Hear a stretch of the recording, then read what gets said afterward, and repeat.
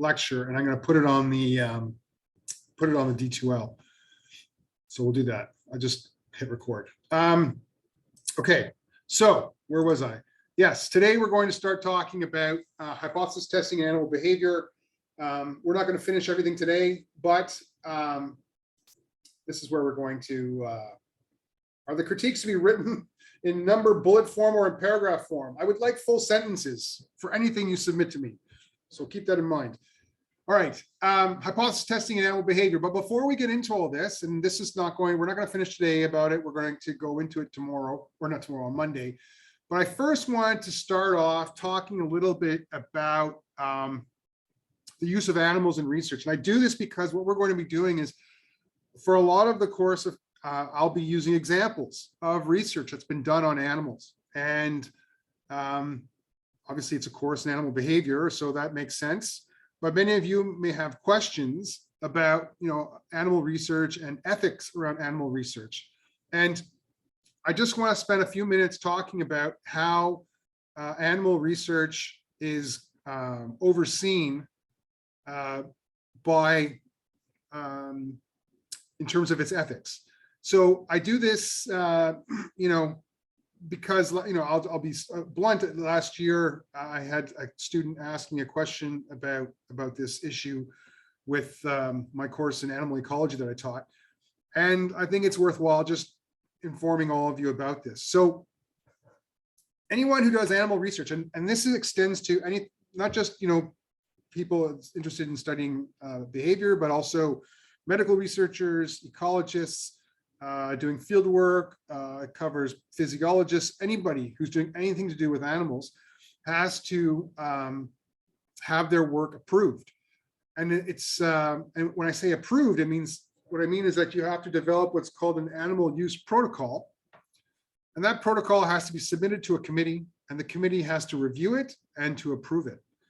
And the basis for the approval is a whole bunch of things. The approval is based on a series of guidelines that are published by something called the Canadian Council on Animal Care. That's what I've got here on the screen, and there's a website, and I'm going to turn to the website in a second. And I put a link to that website on D2L. In this, I think it's in the course administration component. Anyway, this body, every country has one of these bodies. Whether it, we call it the Canadian Council on Animal Care. The United Kingdom has a very separate system. It has its own infrastructure. The United States, of course, it goes across the board, not just the Western world, but also in Asia and so on. Most journals will not publish research that has not been approved by, this, what we call an animal care committee, or approved, in terms of its ethics. Okay, so I'm just going to quickly walk you through a couple things on that website.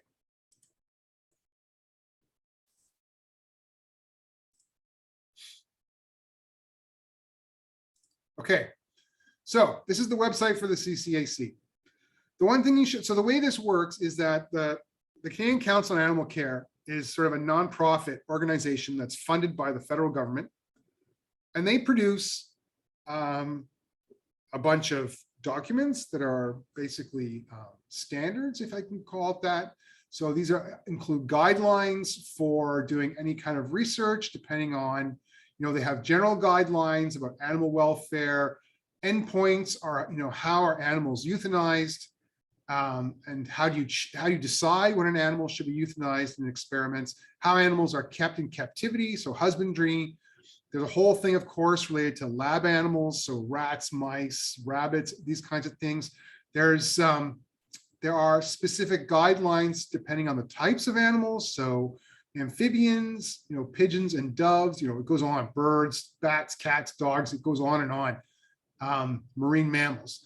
The one thing to point out, even non-human primates, and of course, what's of interest for people like me is that they do have a specific set of guidelines for wildlife.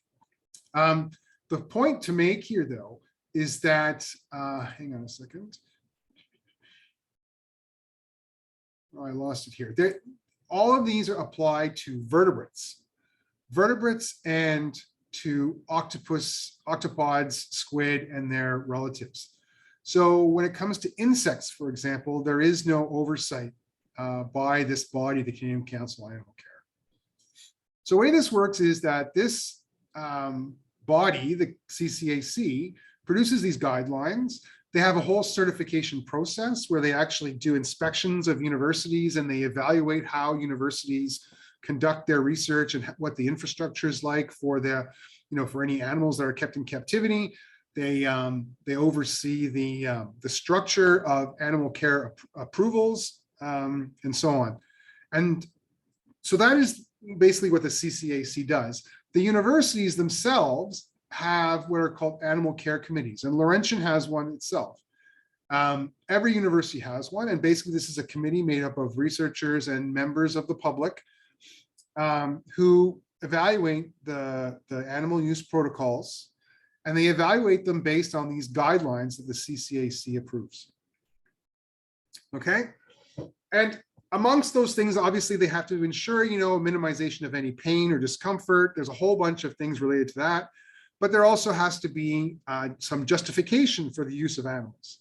So, if you are funded by a federally governed funding body, and your work has gone through peer review and it's been approved, then, conducting animal research, the justification for doing animal research is pretty much complete. If you don't have that kind of peer review before, like in terms of funding, so before you apply for an animal use protocol or put your animal use protocol into the Animal Care Committee, then that involves, you have to have your protocol reviewed. That is, that it has to be assessed to determine whether the use of animals is justified or not. So I say these things, and I bring this to your attention because, like I said, much of the work that we're going to talk about is related to animals and animal behavior. And I just want to be clear that, when we, obviously when we talk about vertebrates, that is, mammals, reptiles, fish, and so on, that any of that work would have to be approved by this kind of oversight. And so, I don't want people to think, that people like me are running around doing whatever the hell we want to animals. Okay. So that's just a little preamble I wanted to give you. I want to point out just that you can go through the website for the CCAC. There's a whole bunch of stuff in there that's less relevant for our course, but it just gives you a sense of what oversight is like for animal research. Okay, anybody have any questions? Seeing none, I will carry on. All right. Oh, this is just the website for the Laurentian Animal Care Committee. Just to show you that every university has one, including the one we're at. I won't get into what insolvency has done to this, to animal care, but it's functioning. All right. So lecture one. So we're going to talk about hypothesis testing and animal behavior. The first question is, why do we study animal behavior? Obviously, there are some of us that have an inherent interest in understanding why and how animals behave the way they do. Curiosity-driven research is valid, just as applied research is. But there are also reasons to understand behavior, animal behavior, beyond that. So, for example, if we want to make predictions about animal attacks, so you think about shark attacks, you may have some, you might be able to predict when shark attacks might be more likely to happen. Not to say that that's necessarily something that's top of mind, but that is one possible application. If you're an angler or someone who enjoys fishing, understanding the behavior of fish is critical to determining, where and when it's best to catch a fish, for example. Or if you're a hunter, someone who enjoys those activities, then you obviously are thinking about animal behavior in that context, trying to make predictions about where animals will be so that you can be successful in your hunt. As a complete aside, have you guys seen this Liver King Instagram page about this guy who does these simulated hunts and tries to pretend that he's obviously you can't answer me because anyway, if you get a chance, do yourself a favor and look him up. It's a complete schmoz. The other thing is, animal behavior is important because we want to understand, how animals, for example, how do they function in captivity? So this is important for things like domestic animals, whether it's in agriculture or, among our companion animals like pets. These kinds of questions might be important. How do we get animals to breed in captivity? So this becomes important when we talk about endangered species, right? So many endangered species have captive breeding programs where they produce animals that are ultimately released into the wild. And so these kinds of questions related to animal behavior are very applicable to those kinds of programs. What kind of characteristics are needed in nature reserves to save endangered species? So if you have, natural spaces that are meant to help conserve endangered and other species, you might want to know a little bit about the animal's behavior so that you know what kind of features are necessary to maximize their survival and reproduction. And, in terms of pests, understanding animal behavior is also important. So I'll give you a quick, example. So you may have heard of lamprey, which are these sort of eel-like fish that are parasitize trout and salmon and other sort of economically important fish. And there are ways to, attract lamprey into traps so that they will, so they can be removed, so they can be killed and taken out of the ecosystem. And those kinds of traps are dependent on our understanding of the behavior of those lamprey, of those fish. And so these kinds of, perspectives on pest management are, run the gamut from fish to, mice to all kinds of insects and so on.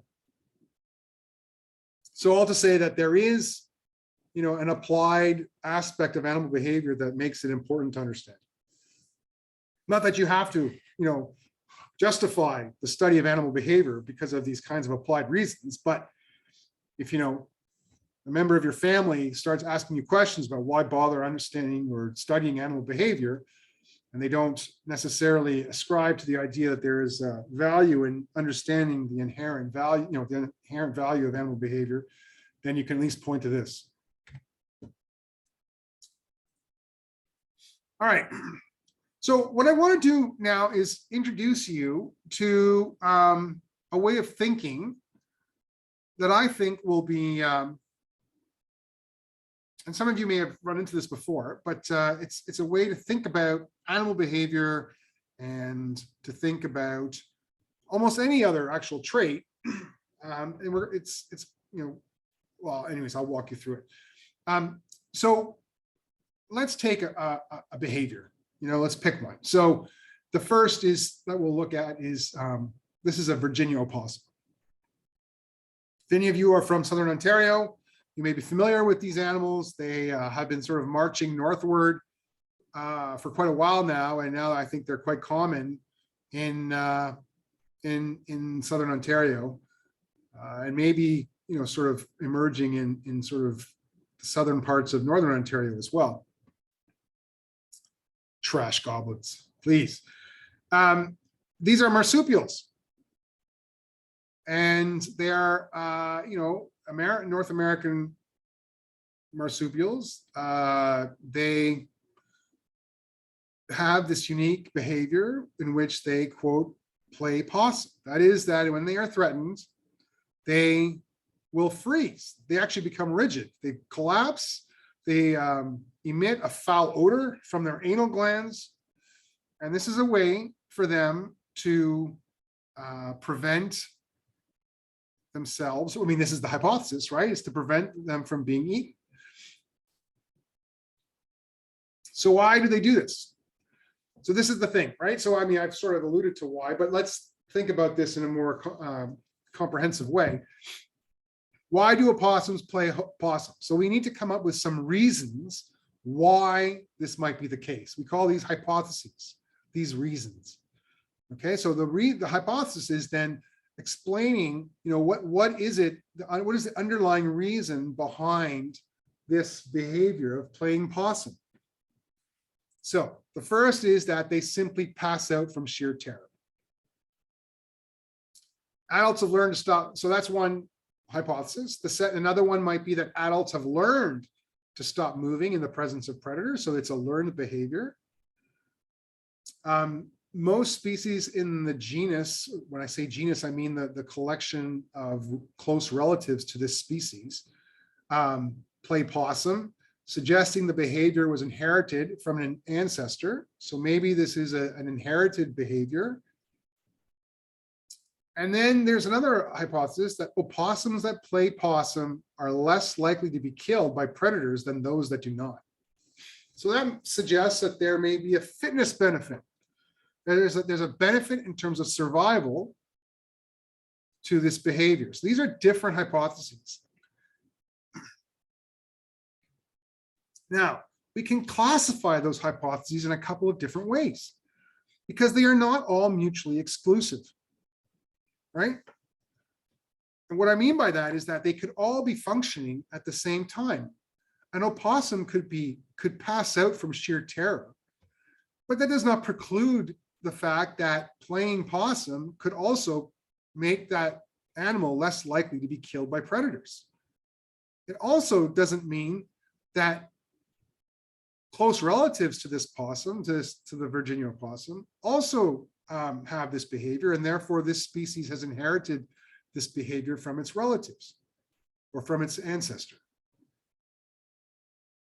So my point here is that these hypotheses that I have suggested to you are not what we call mutually exclusive. And this is because they fall into these different categories. Now, this is an important concept that I want you all to know.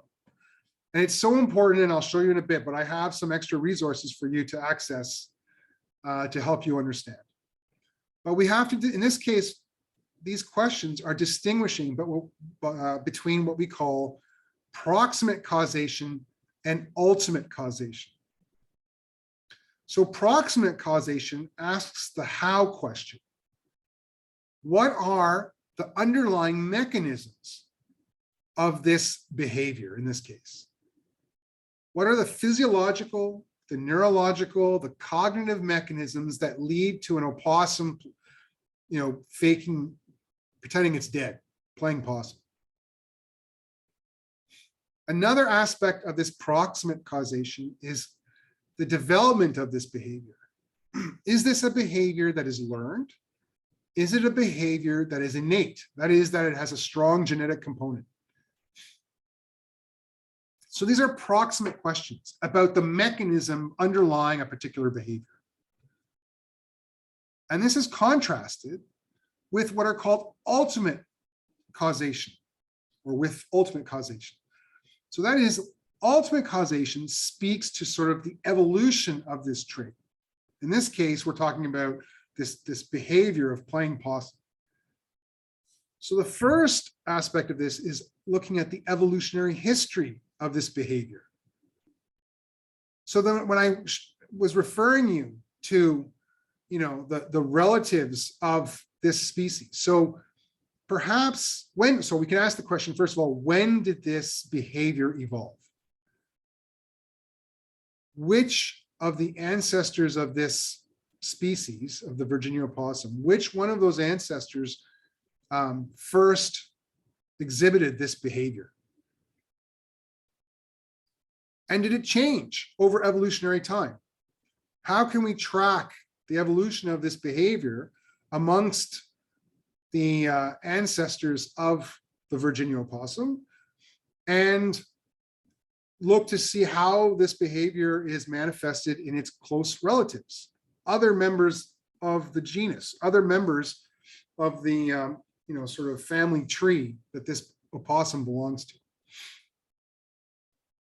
The most important question for this course is this last ultimate causation question. That is that, what are the effects of this behavior on fitness? Why does this behavior persist? Why did it evolve in the context of fitness?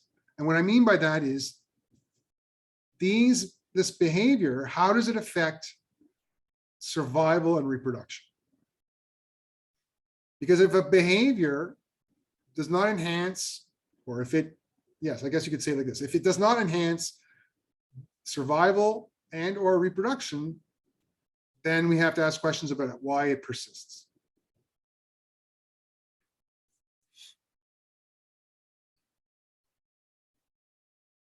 All right, I have a question here, which is, how does one isolate hypotheses if they are not mutually exclusive? In the case of the opossum, if it plays possum in the presence of predators, how does one test the hypothesis that it's playing dead out of fear versus playing dead being a survival response? Well, the point is that those two hypotheses are not mutually exclusive, and they could both be functioning at the same time, right? They are questions, they are hypotheses that are asking different questions in these categories of questions, right? So one is approximate causation. It's a question about, how does it play possum? That is, what are the underlying neurological mechanisms that lead to this behavior? And then the other question is, well, why does it play possum? And the why reflects, in this case, what are the effects in terms of survival? So we can answer the question why, because, and we might make the prediction that Virginia opossums that play possum, that like collapse and pretend that they're dead, are less likely to die, or are less likely to be predated than those that don't. Whereas the other question is about, your question is, they're playing dead out of fear. So perhaps, you could ask questions about, is this behavior manifesting due to some kind of influx of stress hormones, or is it some kind of, information that's going through the optic nerve that leads to a cascade of effects that way? That is, that it's those two hypotheses are they're not opposed to each other. They could be functioning at the same time. Now, your question is, how do you isolate those hypotheses? Well, I mean, the hypotheses themselves are asking different types of questions. And so you can't isolate those different levels of hypotheses. That's my point, the point I'm trying to make. I hope I answered your question. All right, so these are the four types of complementary, and this sort of answers your question. 4 types of complementary answers to the question, what causes animal A to exhibit trait X? The first is the mechanistic. How does it work? So I've already just made that point. Ontogenetic refers to, how does a behavior, in this case, how does it develop during a lifetime? Is this a learned behavior? Is it a behavior that is innate? That is, that an animal that is, whether it's born or hatched or what have you, does it immediately know, or immediately know? Is it immediately able to perform the behavior?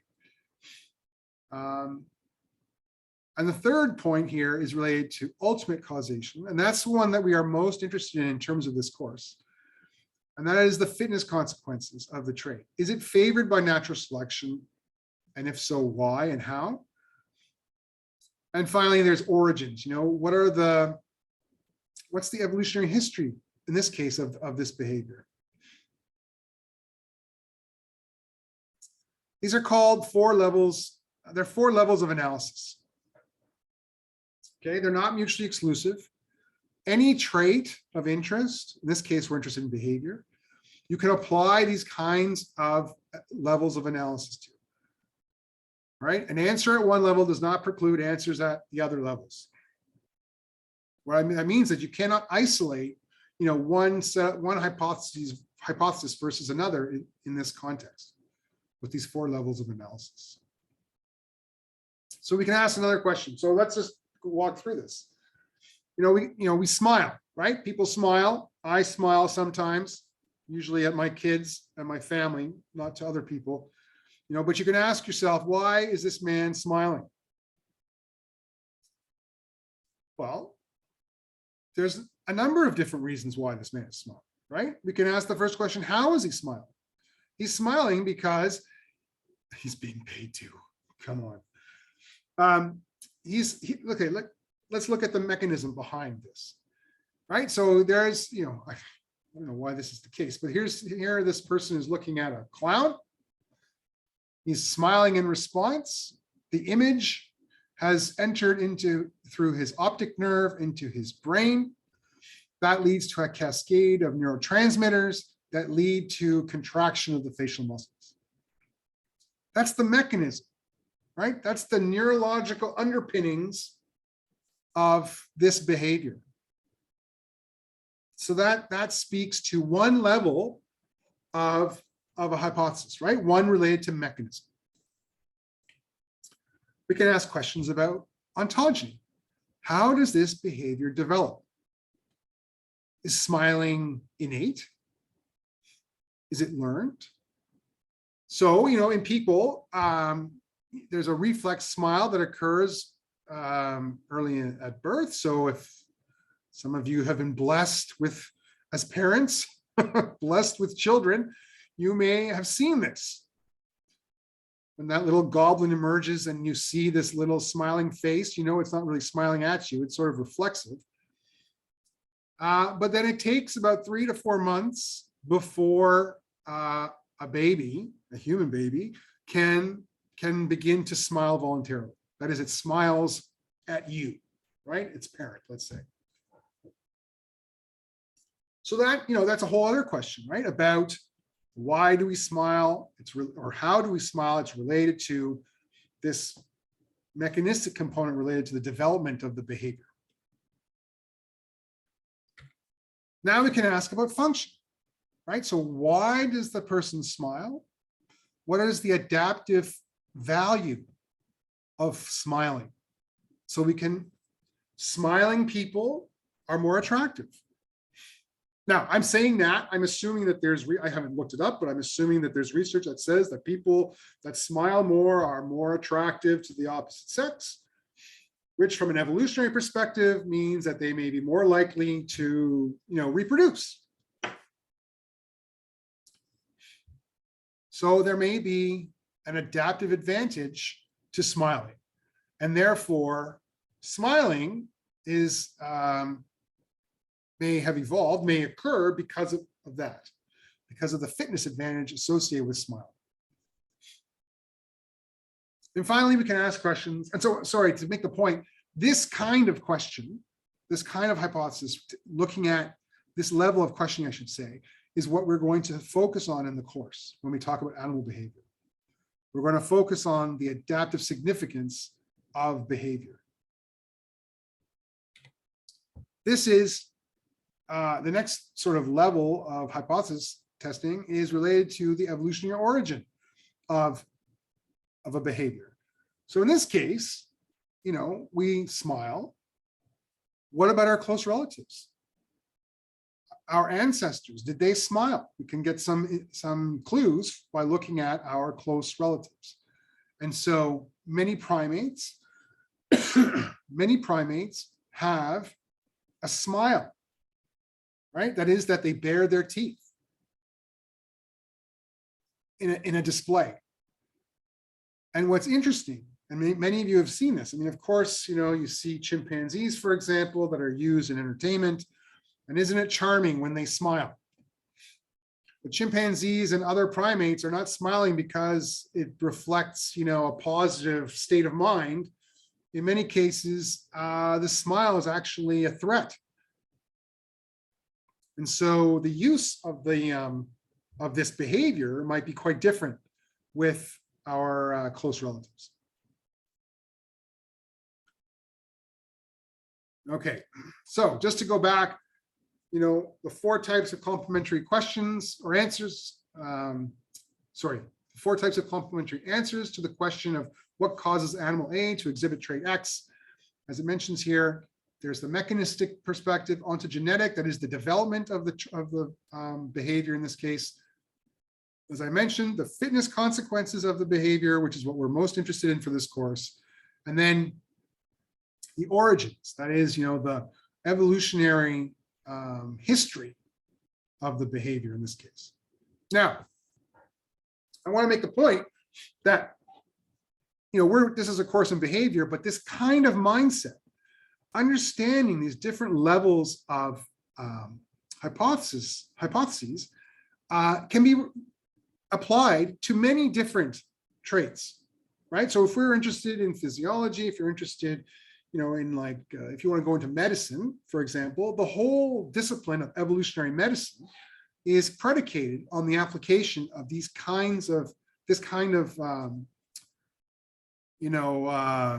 levels of analysis and understanding why we get sick from this kind of perspective. And we'll talk a little bit about evolutionary medicine later on in the course, but just to make the point that this is an important perspective to have. All right, now, before we get into natural selection, I just want to show you a couple of resources that I've got for you online. Let's see here.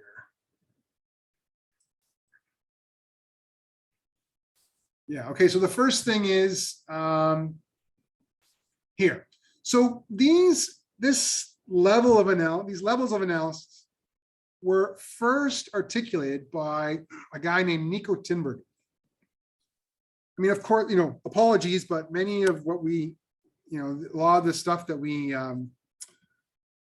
follow in terms of the, sort of underlying theory is driven by old white men. But so Nico Tinbergen is no exception. He was an old white guy from Holland, but he shared the Nobel Prize with 2 other animal behaviorists. And he is particularly well known for actually articulating those 4 levels of analysis that I described to you. And any course in animal behavior is going to start with a description of those 4 levels of analysis, those 4 levels of hypothesis. So I've got here a link for you to look at that actually describes, a little bit more about, these questions, these what are called Tinbergen's 4 questions. Okay, so I've left that here for you to read. There's also, I've put on, here it is, on D2L, I have put a couple of papers here. I'll just show you in a second here. So those levels of analysis, again, are called Tinbergen's 4 questions because Nico Tinbergen was the one who first articulated them in the way that I've described. And so there are a couple of papers that got published that are, asking, reviewing and asking questions about revising these 4 levels of analysis. So this one is, something that's worth reading. This is a journal called Trends in Ecology and Evolution. It's quite a good journal to read if you're interested in, what's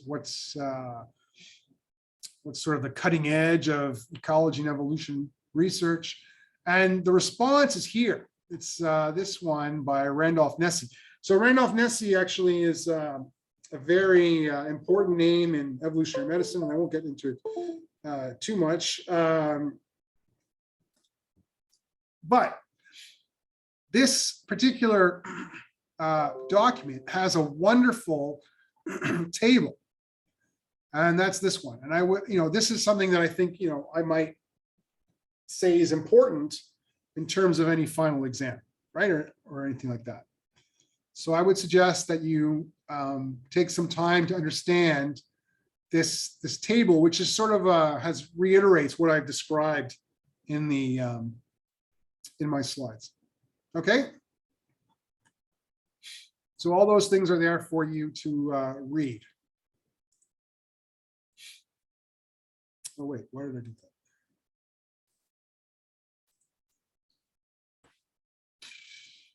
that? Okay.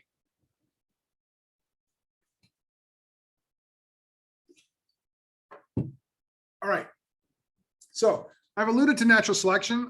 I'm assuming that most of you have taken evolutionary biology. And if you're not, or you haven't, then certainly you'll have you learn about natural selection in first year. But my point here is to basically give you a primer on how natural selection works so that we can use this as a basis with which to move forward in terms of the course. Now, I'm going to use an example here that's not a behavior example, but the point here is just to give you a sense of how natural selection works. Some of you, if you've taken evolutionary biology before, then this will be familiar because I basically trot this example out every time I talk about this. It's sort of the textbook, classic textbook example of natural selection. So, you'll have to be patient with me if you've seen this before. Okay, so natural selection. In order for natural selection to function, there are 4 sort of conditions that need to be satisfied.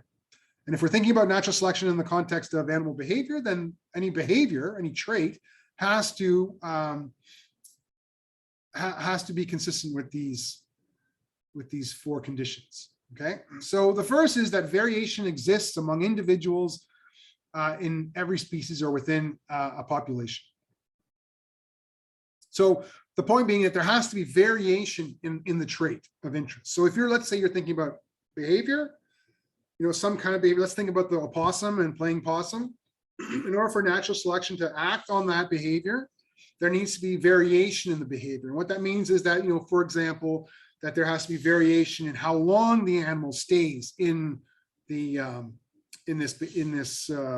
playing possum position. Maybe there's variation in the number of individuals that actually perform that behavior. Maybe some individuals perform the behavior and others do not. Maybe some animals perform the behavior more quickly than the other. That is, in this case with the opossum, imagine that some animals are going to play possum right away as soon as they see a predator versus ones that actually don't play possum until a predator comes up to them and tries to actually attack them. Right? So that's what I mean by variation. So there has to be variation among individuals. That some of that variation has to be heritable. So what does that mean, heritable? It means that there has to be some underlying genetic component. Right? So there has to be some kind of underlying genetic architecture associated with the trait. So it's easy to think about genetic underpinnings of things like body size, right? How many of you have, if you're a tall person, you're much more likely to have had tall parents. If you're someone like me who's of medium height, it's probably because, at least in part, because my mother is Mexican and is quite short. And so I was gifted with her genes, at least half of them, and I'm not as tall as my 6'3" father, right? So all to say that, it's easy for us to think about some traits as being, having some genetic component. And as I mentioned, height is one of them, but behavior can be another, right? That there is going to be some kind of underlying genetic architecture associated with some behavior. And so, what that means is that if there are some genes that are associated with a trait, they can be passed on from parent to offspring, right? So just like parents who are tall are more likely to have offspring that are tall, parents that are, let's say, short-tempered and prone to sarcasm, if there is a genetic component to those behaviors, then I'm not saying that there is, but I'm just saying if there is, then selection could act on that because parents could pass that on to their kids, or at least the genes associated with those behaviors. The other component that's important in order for natural selection to occur is the idea that not all individuals survive. That is that there are far more individuals that are being born than can be supported. So, I study chipmunks. Okay, my students do. So imagine if chipmunks never died, or that is that they, let's say, each female chipmunk gives birth to 3 to 6 offspring. And let's say all those offspring survive to reproduce themselves. Within short order, you would have exponential growth and you would be knee deep in chipmunks. right? So that doesn't happen. And so there is sort of a limit to how many animals an environment can support. If you took animal ecology with me, you know that this is related to, the what's the word I'm looking for? Jesus. Anyway, the carrying capacity of a particular, ecosystem or environment. All to say that there has to be some kind of mechanism that weeds out some individuals compared to others. Right? We can call it competition, you can call it whatever you want, but the fact is that not all individuals will survive to reproduce. And so that's what there needs to be that kind of environment in order for natural selection to function. And finally, survival and reproduction are not random. Individuals with favorable traits will produce more offspring over their lifetime.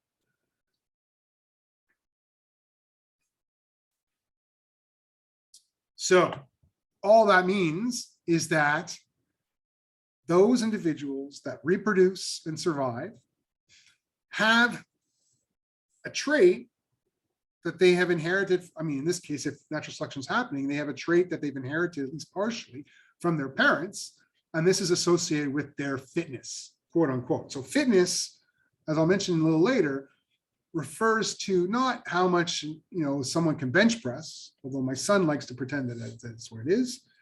It's about how many offspring you produce over the course of your life. And we'll talk a bit more about what that means in a second.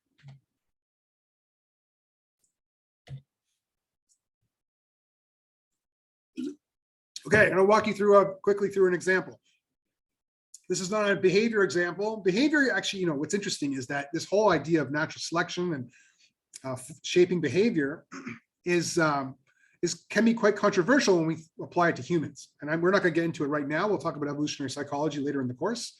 But there is, it's almost political. Like there's a real interesting debate that goes on about what is the relative role of, genetic of our genetic influence on the way we behave as humans.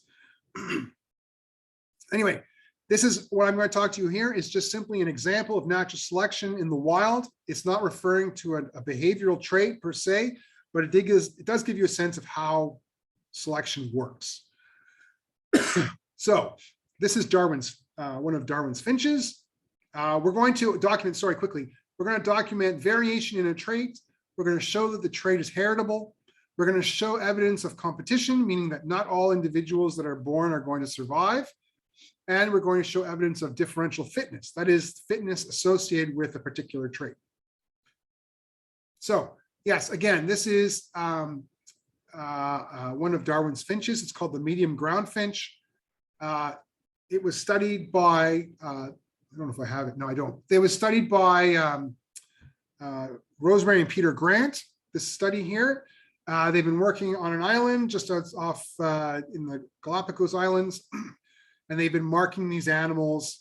I don't think they're doing it anymore, but they did mark these animals. They knew the individuals, they could count the number of offspring and so on. And so they could get a real sense of the lifetime fitness of these birds.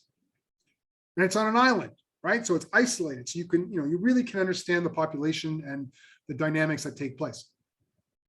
So what's important for these birds is that the beak reflects their diet. That is that they eat seeds, and the types of seeds that they can feed upon is dictated in part by the size and shape of their beak. So what I'm showing you here is just one aspect of this. This is the beak depth. And this reflects their ability to crack open seeds and to handle seeds. And this just gives you a sense of the variation in this trait. Okay, along the y-axis is the number of finches. Along the x is the beak depth in millimeters. And you can see where this triangle is. That is the average beak depth. But you can see that some of these birds have quite narrow, or I guess narrow is not the word, but they have shallow beaks. And then you have some that have much deeper beaks, including this 14 millimeter one that looks like it's a bit of an outlier. Okay. Now you want to ask questions about so that shows us variability in a trait, right? That's the first sort of assumption of natural selection, that there has to be variability in a trait. The next thing is we have to show that the trait is heritable. So here, one way to assess heritability is to do something like this, which is where you plot the beak depth of offspring against the beak depth of the parents. And the more similar they are, the higher the heritability. So this slope, the slope of this line will be an indicator of how heritable a trait is. The steeper the slope, the more heritable a trait is. In this case, you know, this is 1978, 1976, they did this plot, and they have a slope here of 0.7. So you could estimate the heritability to be 0.7. What this means is that parents are producing offspring that are relatively similar to them in terms of this trait, this beak depth. So we establish heritability of this particular trait. And then we ask the question about competition. And what I mean by the competition is simply that there has to be a circumstance in which, you know, some individuals are going to die and others are going to survive. What drives that, in this case, is a drought. So the Galapagos Islands are near the equator. They often experience drought, depending on El Nino, which is this sort of, you know, oceanic weather event that has global consequences. But when it comes to the Galapagos, when the El Nino occurs, it can lead to drought. And in this case, what you see is a count of the number of finches on the y-axis. Along the x-axis is time. And you can see that there is a crash in the number of finches. So they had around 1,400 finches, and it dropped down to basically 200 because of this drought. And so this is this circumstance in which you have, you know, more animals around than will survive, and there has to be some kind of a mechanism that these, you know, why did some animals survive and others did not? And in this case, the suggestion is that it might be related to the depth of the beak. All right. So here is a sense of, to give you a better sense of the issue about competition. This shows you the abundance of seeds. So this, you know, the Grants who studied these birds, they went out and spent time counting seeds in sort of defined plots. And so they could get a sense of the food resources. And what you find is that corresponding with the decline in the population of the finches, there's a decline in the abundance of seeds. So you have to imagine that you're on an island. These birds are eating the seeds. It's a drought. The plants that are producing the seeds are no longer producing seeds during the drought. And so the actual number of seeds is slowly declining, and it's not being replenished. Okay, so that's why you see a decline in the seed bank. Finally, this shows you the characteristics of the seeds that are remaining. So as the drought progresses, you can see on the x-axis, sorry, the y-axis here, these are the characteristics of the average seed. So not only did they count the seeds, but they also measured how large the seeds were and how hard they were. And so the bigger up on this axis at the top, these are large and hard seeds compared to small and soft seeds. And you can see that the seeds over time, the ones that are left are the larger and harder seeds. And those larger and harder seeds are harder to open with the beaks that these birds have. And so the consequence of this is that you see a change in the beak depth. Okay, the average beak depth of this population changes. And that's because the animals that have the smaller beaks are tending to die because they cannot open these larger, harder seeds. And that's what this shows you. It shows you that the average beak depth goes from, you know, mid 9.5 millimeters to over 10 millimeters within, you know, a year or two.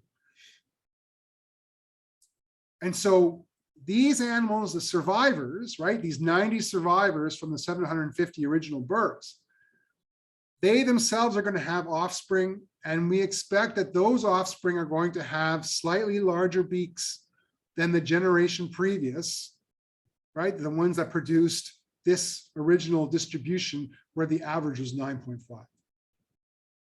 Okay, so this is an example. We won't get into it now. If you're taking evolutionary biology, we'll go into it much more detail. But this is an example of directional selection pushing the size of this beak to be larger because of the effects of this drought. Okay, now it's not a behavioral trait, but it does give you a sense of how selection works. Okay, behavior is different because it's influenced by a whole bunch of other things besides genes, and we'll talk about that. But nonetheless, the principles do apply. So over evolutionary time, we expect traits that lead to increased success to become more common in populations. Therefore, the theory of evolution by natural selection predicts that animals possess traits that maximize their lifetime reproductive success. And lifetime reproductive success is the number of kids you produce over the course of your life. My lifetime reproductive success is 2, which is very low.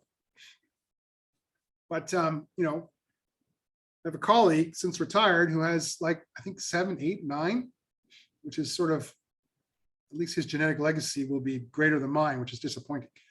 But all to say that when we speak about fitness, that's what we're talking about, lifetime reproductive success. Now, the problem is that we can't always measure lifetime reproductive success.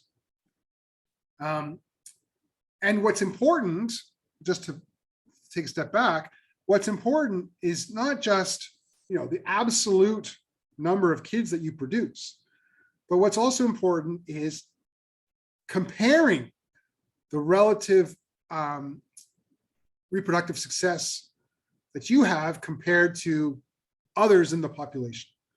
So I just gave you an example, I have a lifetime reproductive success of 2, as far as I know. And, I had a colleague here who has maybe 7, 8, 9, I'm not sure how many kids. So therefore, in absolute terms, of course, I have, 2 doesn't seem like very much, but in relative terms, it's even worse because there are others in the population that have far more offspring than I do, and therefore my genetic legacy is doomed.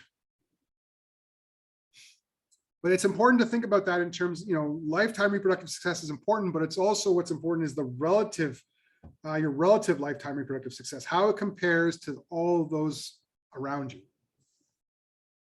How do we measure fitness? Well, as I mentioned, it's difficult to actually measure lifetime reproductive success, right? It's not easy running around and counting how many animals an individual has produced, how many offspring an individual has produced. So, again, I study, chipmunks, let's say. How do I go around running around trying to determine the lifetime reproductive success of the chipmunks that I study? It's not easy. And of course, there are ways to do it, but it just takes a lot of time and energy. And sometimes with some species, it's just impossible. So we have what are called, we can measure fitness components, right? We can measure different aspects of fitness, what we call components of fitness, that are going to be like proxies, right? They're going to be estimates of lifetime reproductive success. So, whether it's survival to breeding, I got a whole list here. Mating success, number of offspring per season. These are all aspects, the total number of offspring that you produce in a year or more, number of grand offspring. You could measure other aspects include, looking at things like parasites, susceptibility to disease, energy intake per time, how efficient you are at, so some of these make assumptions about the relationship between those traits and lifetime reproductive success. So we assume that being efficient in terms of total energy intake per unit of time is going to be associated with lifetime reproductive success. That is, that it'll enhance your survival, which means you're more likely to reproduce. So these are some of the trade-offs we have to make in terms of trying to understand how to measure these things. So in terms of this course, it's important to understand, can behaviors evolve like any other trait? And the answer is yes.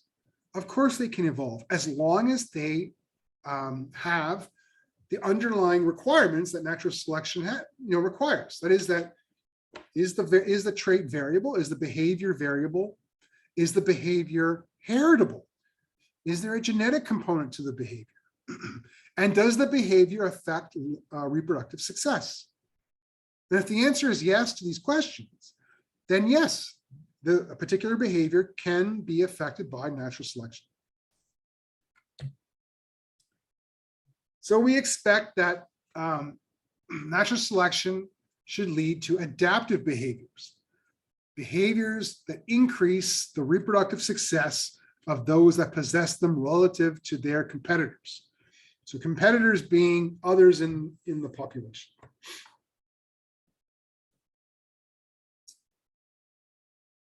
Okay, this is gonna be our last, well, no, actually, maybe we'll have time. Okay, so asking questions about behavior, we have to use the scientific method.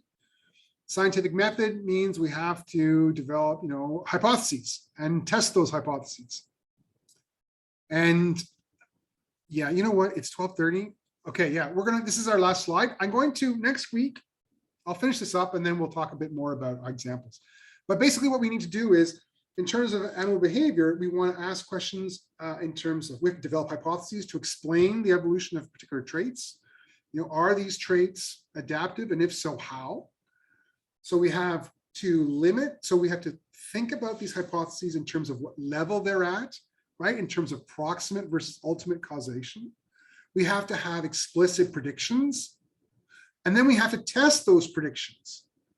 So you can test those predictions using an experiment. And when I say an experiment, I mean like a manipulative experiment where you manipulate one variable to see if there is an effect.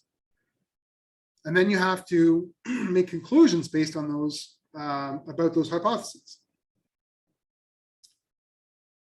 All right, you know what? I will take 10 minutes here and we'll just walk through this. This is an example of infanticide in lions. I'm going to show you some parts of a video. I put a link to the video on D2L.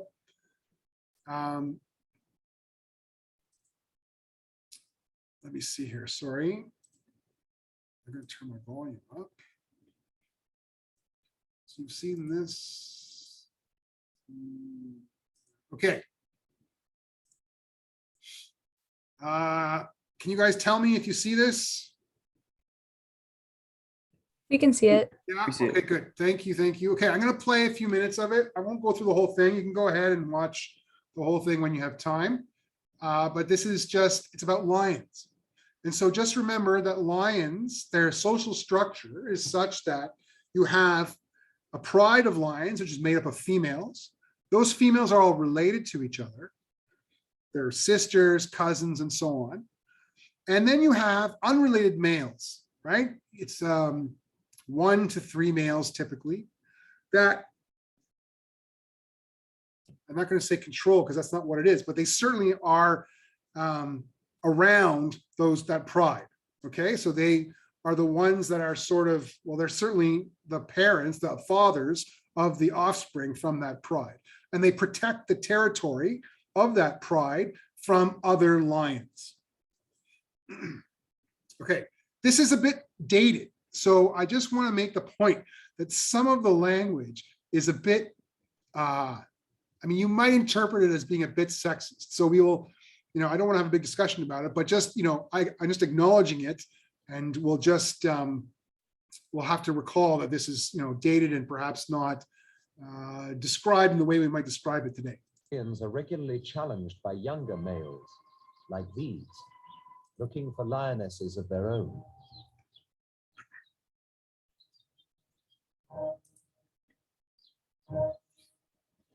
As time passes, the threats become more serious. At the prospect of a battle, the females and cubs make themselves scarce. The residents are defiant, so a demonstration of male power is inevitable.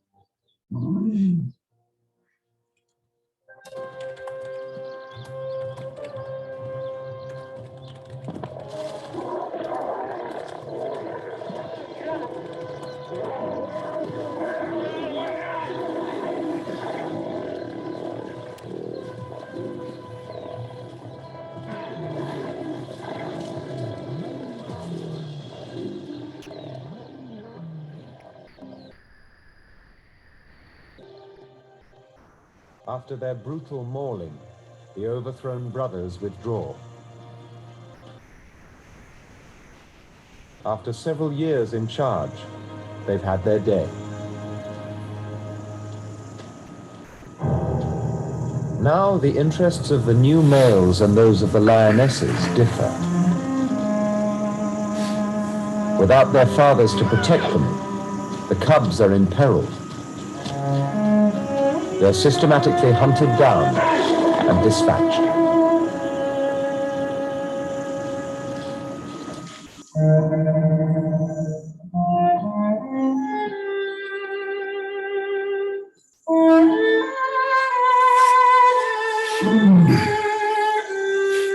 The lionesses have no defense against the male's superior strength.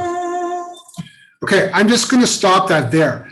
The females do have a defense against the male's strength. And this isn't, we won't have too much time to get into it, but I just want to push back on that. The females actually do try to protect their cubs. And there are, strategies that have been employed by female lions that protect their cubs. So this is not necessarily true. They're not sitting there helpless watching their kids get killed by these males, just to make that clear.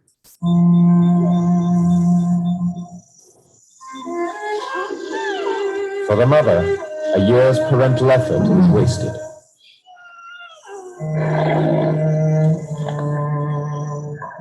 But for the males, the loss of the cubs is in their interest. It causes the bereft lionesses quickly to come into season. Okay, I'm going to stop there. I don't want to give away the punchline. I mean, obviously, it's a disturbing video in some respects. But the question is, we're going to ask right now is about the behavior. The behavior we're interested in there is what? It's infanticide. So infanticide is the killing of those young. And we can ask ourselves, well, why does that happen? What is the adaptive significance of that behavior?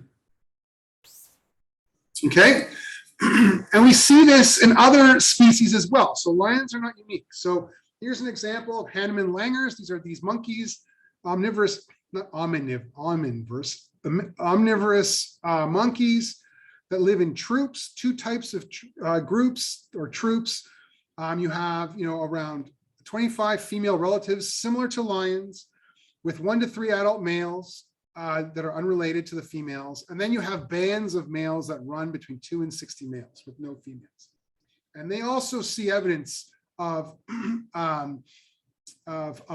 infanticide. So these types of troops, these two types, they both defend territories. And there is lots of aggression when males try to take over these troops that are made up of both males and females. So this is analogous to what we see with the lions, right? You have a group of females with their offspring. You have associated males that protect the territory. And then you have other, rival males that are trying to take over the territory and then breed with the females. They'll try and mate with the females. And when there's takeover, the infants, in this case, also are injured and often will die with these langurs. So this kind of thing happens, not just in lions, but also in other species. And so, we want to ask the question, why do they do it? What is it? What is the adaptive significance of this behavior? Because it is risky. And despite what you saw in that video, and as I mentioned, it's quite dated, but the females, the males, they have to bear the risk of being injured by the mothers that are trying to protect their offspring. And there is no, there is evidence, of course, that females are doing many things, many strategies to try to prevent infanticide. And in fact, I have a paper that I put online for you, and I'm just going to show it to you quickly. There's a paper here. Oh, sorry, here it is. Oh, whoops, is that right? There we go. Okay, yeah, so here it is. Adaptations of female lions to infanticide by incoming males. So this paper, and I'm not going to go through it all, but what this paper does is it shows you what are some of the strategies that females will use in order to prevent infanticide.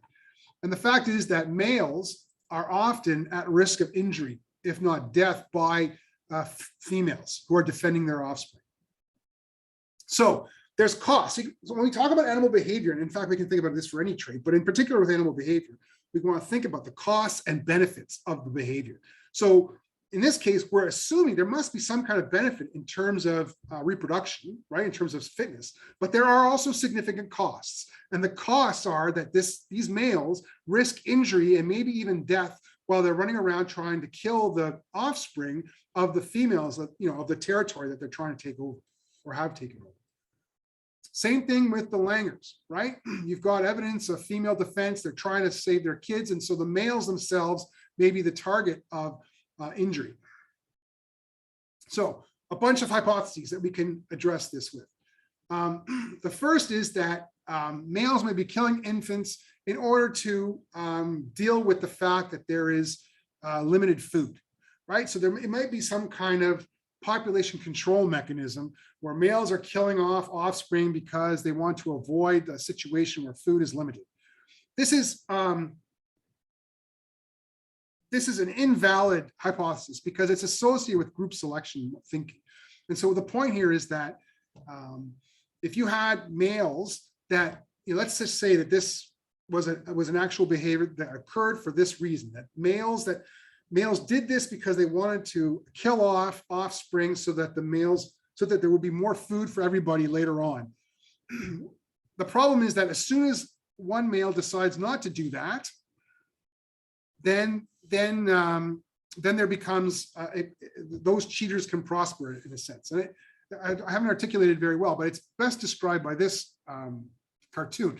I don't know if any of you have heard of Gary Larson. Back when I was a student, Gary Larson was, of course, a very important cartoonist. But the point being here is that, you know the story about lemmings. If lemmings are the idea is that they commit mass suicide in order to save the species, so that there's because there might not be enough food for everyone. So some of them have decided that they're going to kill themselves so that the species carries on. Well, the problem is that somebody is going to wear a life preserver in this case, for example, and they'll survive. And so the genes associated with survival are the ones that are always going to persist. And so this kind of group selection thinking that's associated with, what I just described earlier with the lions, it's just not tenable in terms of natural selection. We'll talk a bit more about this if you take my course with natural selection, in evolution. The other thing is that we also could suggest that it might be a pathology, right? A social pathology due to crowding.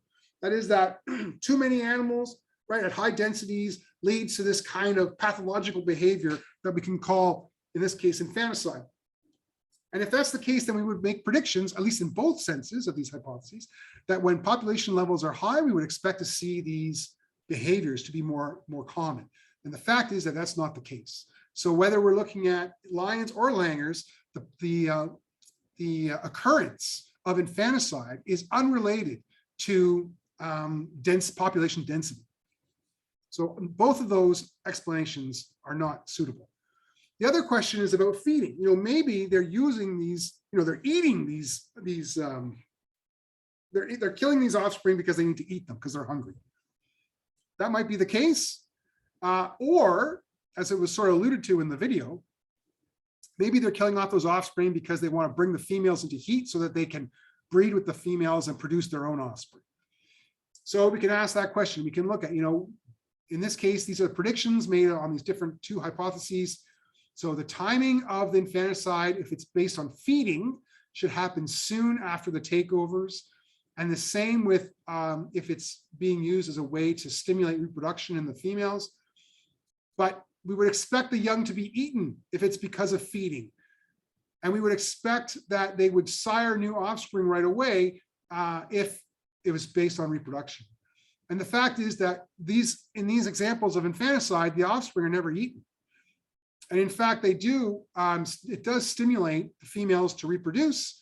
And so the males can then, mate with the females and then they can produce their own offspring. So, right, so here's the prediction based on this. Infanticidal males are more likely to sire young than non-infanticidal males. And in fact, it's true. So the average male tenure in a pride is about 2 years. So that's how long the males are able to hold on to a pride's territory. The sexual cycle resumes immediately. And if you continue to watch that video, you'll see, you know, lion sex, right? And that's what happens, is that once the cubs are killed, the females will begin their cycle so that they will be receptive, and the males that have taken over the pride can mate with the females and produce their own cubs. The females with living cubs would take up to 2 years before the males would be able to mate with them, if those cubs were allowed to.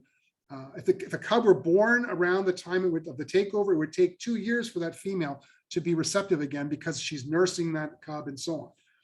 So it's in the male's best interest from an evolutionary perspective, from a fitness perspective, to kill those kids, kill those cubs, and then the female will become receptive, and then he can start producing cubs quickly. And he has to do that because the males only hang on to that pride for a couple of years. And so in order for them to get some kids, they need to start reproducing right away once the once they take over a pride. Similar situation with respect to the langurs.